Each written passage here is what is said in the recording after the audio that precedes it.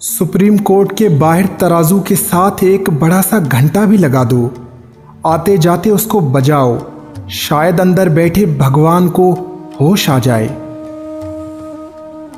Retirement के बाद फरिश्ता बनने से बेहतर है कि दौरान सर्विस फिरौनियत छोड़ दी जाए। बीवी को एहलिया लिखा जाता है, लेकिन मियाँ को कभी अहल नहीं लिखा जाता, क्योंकि पूरा पाकिस्तान जानता है कि मियाँ नाअहल है। रियासत माँ होती है, लेकिन अमीर की सगी और गरीब की सौतेली।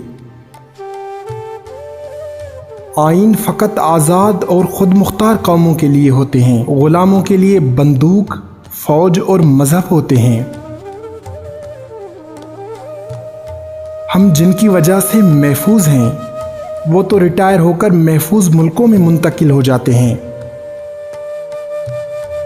मोहम्मद बिन कासिम के बाद सिंध का सबसे बड़ा हिस्सा मलिक रियाज ने फतह किया है।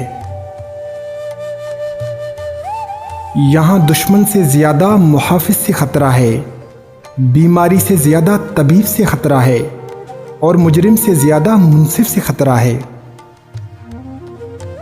आजिज़ी ये है कि गेट पर खड़े हुए चौकीदार को भी उसी तरह सलाम किया जाए जैसे दफ्तर के अंदर पहुंचकर बॉस को करते हैं। अब जिन लोगों को मुल्क की तरक्की नज़र नहीं आ रही वो भंग पिएं, जिन लोगों को पहले से नज़र आ रही है उन्होंने पी हुई है। मुझे नून लीग की हुकूमत जाती नज़र नहीं आती, क्योंकि मुसलमान में नून, पाकिस्तान में नून, नेब तो शुरू ही नून से होता है, बेईमान में नून, बिजली के बहरान में नून, तालीम के फुकदान में नून।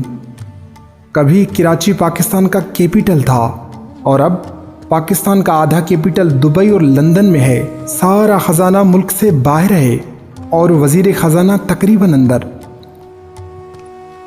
जियो न्यूज़ देखने से अच्छा है बंदा नेशनल ज्योग्राफिक चैनल देख ले, वहाँ भी कुत्ते बिल्ले नज़र आते हैं, लेकिन ज़रा नस्ली। अवाम इज्तिमाई दुआएं मांगें कि आटा और गैस आसमान से उतर आएं, क्योंकि इस मसले पे सोचना या हल की तलाश पे बात करना अब जुर्म है। जो कल महंगाई के खिलाफ थे और आज खामोश हैं, और जो कल खामोश थे आज चीख रहे हैं, ये सारे ही रॉन्ग नंबर हैं।